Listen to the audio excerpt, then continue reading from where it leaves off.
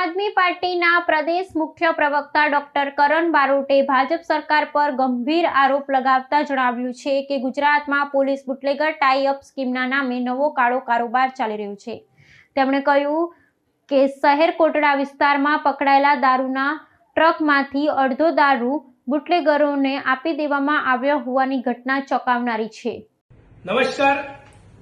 ગુજરાત સરકાર દ્વારા નવી સ્કીમ લોન્ચ કરવામાં આવી છે એવું અમને જાણવા મળ્યું છે। સ્કીમનું નામ છે પોલીસ બુટલેગર ટાઈ-અપ સ્કીમ।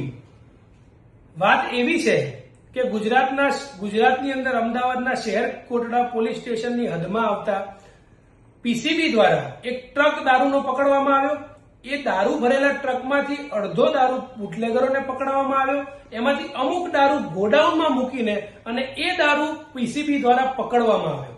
મતલબ કે અત્યાર સુધી પોલીસ દ્વારા જે દારૂ પકડવામાં આવતો હતો ત્યારે ગુજરાતની જનતા એવું સમજતી હતી કે આ તમામ દારૂ પોલીસના કબજે આવ્યો, પરંતુ આના અંદર પણ આવા સેટિંગ થાય છે એ આજે પહેલીવાર જાણવા મળ્યું છે।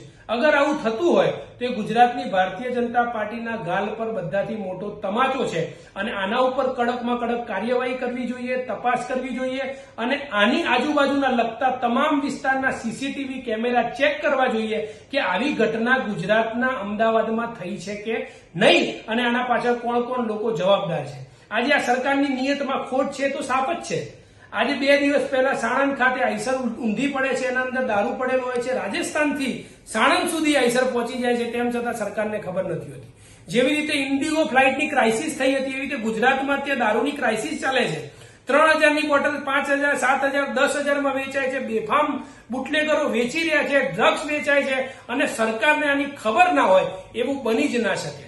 આજે અન્ય રાજ્યોને ગુજરાતની રાજ્યને જોડતી બોર્ડર ઉપર ઠેકાઓ કરોડોમાં વેચાય છે, ગુજરાતમાં દારૂની હેરાફેરી થાય છે। 35 વર્ષથી આ કાળો કારોબાર ગુજરાતની ભારતીય જનતા પાર્ટીના રાજમાં ચાલે છે અને એમાં મોટા નેતાઓ અને આકાઓનો સપોર્ટ ના હોય એવું બની જ ના શકે।